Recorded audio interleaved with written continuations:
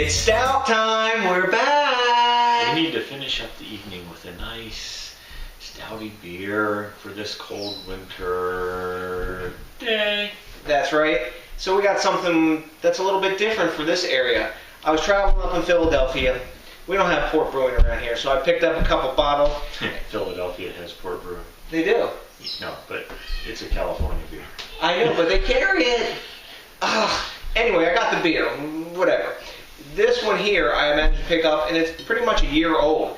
And it was way, way back at, I think I got it at Wegmans. That's right, I got it at Wegmans. It was way, way back in the refrigerator in the dark section of it. No one saw it. It was the last one of its type. I found that they actually had to look it up because they didn't have it in the register anymore. So, it's free. No. Yes.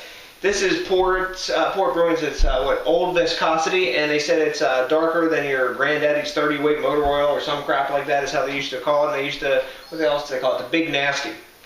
And the way this beer is composed, they take and they make 80% of this beer is just a regular stout that they brew, and then they blend 20% of a bourbon barrel-aged version of this, which is their Older Viscosity. Talk about beer geek.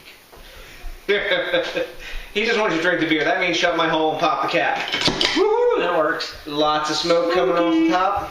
I know, guys, some of you said, oh, I never hear hisses on your bottles when you open them. How are you going to hear the hiss when the bottle popper's clacking the poppers? Cha-ching. Right. And I get to keep my nice crown all lovely and perfect.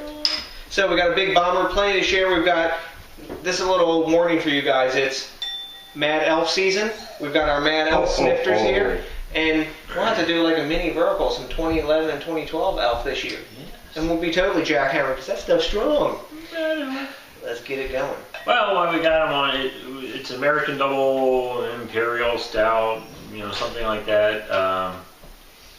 Like we said, it's about a year old. 6 malts, 1 hop. What the hell, where do you have the IBUs? Oh. They didn't have, I couldn't find the 20%, or 20%, 10%. ABV? ABV. IBU, don't care. Stout. You know, we'll just drink it. We've actually taken it out, let it rest a little while. If you watch the Wild Boys or whatever it was, the brown Black Betty, you know, we were commenting about the head on that. Well, this thing's got a head, not the complete 4 fingers that I had on Black Betty, but you know, we've got about a 2-finger head there. This one's really tight though, and it's actually dissipating pretty fast. I mean, it's got, think about it though, this is a year-old beer, and it's 10% alcohol by volume, so that's telling you how long you could probably cellar this beer. I mean, we wanted a stout today, I could have let on and sat on a cellar, but you know what happens, guys? He's like, oh, I'm going to cellar this beer, I'm going to cellar that beer. Well, then you end up with a, I should be on the Hoarders Show TV show. And you, well, the beer edition. The beer edition, yes. I've got my beer cellar, and anyways, you got to drink them sometime. So I'm thinking a year. I'm thinking today. Good. That's right, but a year one is pretty damn good. It'll also be awesome because all the other reviews I've seen of this beer on YouTube, BrewTube, whatever you want to call it, I think BrewTube's better because it's DJs BrewTube you're watching. Yeah. None of them are a cellar version. Everybody drank this beer fresh right off the truck. This is a, you know, vintage beer. So let's get a nose on this bad boy. First appearance-wise, got a really dark head on this. No light coming through this. No light. I mean, when you pour it, when you pour it, you can see a little light. But now, man, this is they're not kidding when they talk about old motor oil. Real chocolatey, little rocky top of the head. Swirl. Plenty of alcohol legs on this one falling. Really tight bubbles on this, man. When you try to swirl it, you know the bubbles are real tight and well formed, like the whole thing moves as a mass. Yes. It's like a sponge.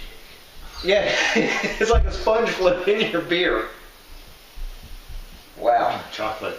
Boatload of chocolate. A lot of sweet malt. Oh, by the way, guys, I know the date on this beer because it's ink jetted in yellow ink right here on the bottle, the side of the bottle. I can read it clearly. I don't have to guess. So other brewers wake up. This shit's easy. That's why we were able to say January 24th, 2012. Exactly. So. Nice. Really nice smell beer. A lot of chocolate, toffee, a good amount of breadiness. The other folks I saw review this talk about a lot of breadiness in here and like chocolate chip cookie smell. To me, I'm getting more dark chocolate and toffee and some breadiness, but not like chocolate chip cookie anymore. And I'm thinking that's probably from the age on it. I don't know. I'm picking up a little bit of a cookie and sugar cookie though, not a chocolate chip cookie. Very faint in the background because it's only 20% of this beer. I smell a little bourbon too. Yeah. Oh, bourbon. Don't get him started. Sorry, man. He's going to get into that KBS mode again, or the Bourbon County Stout, which maybe in a future review you'll see that coffee Bourbon County Stout that we acquired. Nice. But anyways, I'm going to taste this. I'm thirsty. Wow.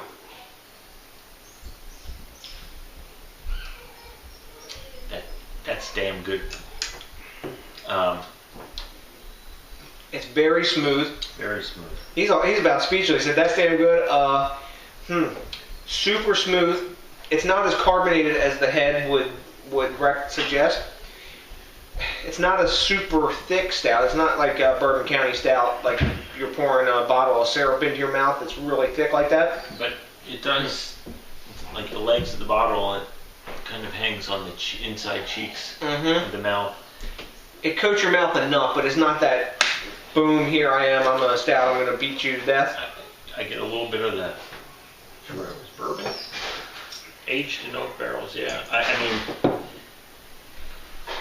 I get that alcohol, that bourbon, whiskey flavor, some of that sweetness in there. I taste the oakiness. I got the chocolate flavor coming out real strong. Coffee. I got like a coffee bitterness in the aftertaste, not a hop bitterness at all. It's definitely a cold coffee aftertaste. This feels to me like about a 25 IBU, somewhere around there. Could be more. I don't know. That's what it feels like to me. The alcohol, it doesn't have a phenol or alcohol or astringent taste, but I get an alcohol warming going down my chest, which on a day like today, I'm in short sleeves and whatever because I'm crazy like that. But, man, this is a nice beer. I'm going to let this warm up a little more and let those flavors develop a little bit deeper. Yeah, we'll give it a little more jaw flapping and we'll be back. I have a happy face on. How about you? John has a perma smile on because we like this beer a lot. What you think, John? He's gone speechless from this one. We've had a lot of good beer tonight. A lot of good beer. We've had all, like, A beers tonight. I think it was an A day. Usually. Oh, it's a beer day. Yes. And it's an A beer day. Usually we have some shitty beers thrown in with A beers that make us not as happy. Yeah, grumpy. Yes, like pumpkin beer. But we know sometimes the end of the night brings on the A beer, so we get through all the crap first and relax and enjoy at the end. This beer, as it warms up, becomes something special. It's the bottom of the bottle, by the way, guys. There's good sediment in there. Swirled it, and man, sludge, and man, does a couple things. One, it darkens the head up a whole shade and makes the beer even more opaque. And you really get a flavor pickup, like from like bourbon and caramel and dark fruits. Well, you know, it tells you that it's like wool on your chest. Now, unfortunately, I don't have the wool yet, but maybe it will help me grow the wool. Yeah, I got a couple, but maybe it'll help me grow the wool. But definitely like a coffee, nice. What was I saying? Oh, bourbon. It was like drinking an Irish whiskey, I guess, without all the creams and all that stuff. So, you know, it was very nice. Sort of like a coffee that you've put liquor into and it's iced. You know, you put whiskey into it, and it's not like Bourbon County Stout or KBS or one of those big bourbon barrel-aged stouts where you really get saying, I've got bourbon in here and you're going to taste me. This is like a junior version of that. It was, you know, I was describing it earlier, it's like sweet on the tooth, and then it was just kind of... The dog wants some too. Mocha. Yes. We got a new beer dog we rescued, and unfortunately the beer dog thinks there's chicken on the table. Yes. So it's gone now. It's gone. But, you know, this is definitely... I'm going to give this an A beer for me. Yep. You know, it's like a nice coffee with some whiskey in it, like I was saying, bourbon. Nice. The coffee up front, the smoothness of the bourbon at the end really brings it on, makes me happy. It's going to make me pummel the dog and relax and drink something afterwards. Exactly. This is a beer definitely. I mean, you got a big bomber here. If you were to drink this by yourself, you'd have a good kick back out on the couch and chilling and drinking this, letting him warm up with you by the T&V or whatever you got going on. But I'm going to give this an A myself. Rate Beer's giving it a 100, and Beer Advocate's giving it a 92. I'm going to run in around like 93 myself. Solid A beer. You know, this one with a year on it, the year in the bottle has done this justice. I think that's also why you had more sediment down the bottom. And swirl that, guys, and the end of the glass or the end of the bottle is even better. So before John goes ballistic on the dog, we're going to go take care of that problem. Before he goes ballistic on the dog, I think more so than me. Well, after this week, at least I've got some mellow in me now. We've self-medicated here. Yes, as all of us beer geeks do. There's more reasons than just because we like the taste of the beer. We like the effect sometimes as well. See, we got the other beer dog director sitting there all nice and patient. Yeah, diagonal. You can't see her. She's off the screen. She's not making a noise, sitting there like a person in the chair watching us make the video. She wants some beer. Oh, God, the kids are coming now, too. All right, until... The wives are coming back, so we're gonna cut this off, go sit on the couch. Don't remind me of that. Watch some TNV and TNA. Yeah, that'd be good. Drink some beer. Finish these off in a nice, relaxed fashion. Remember, drink locally, drink all the time. Drink locally. I've been schooling him all this time. He still hasn't got it. Yeah, see, stunt drinker tonight. We've traded roles. You remember the Christmas party. It's a good thing the wife's driving. Hopefully she doesn't drink. Exactly. Until the next DJs BrewTube, guys, thanks a million for watching. We appreciate your views. Thanks 2 million and counting. Exactly, and that's a big what? Hey, wait, you know, I put a challenge out to you beer drinkers. We need to beat Gangman style. Keep watching DJs BrewTube. He's got like over almost 1 billion. We've got like 935 million more to go. Yeah, so keep watching and comment and rate and do whatever you need to do. We're drinking. Peace out.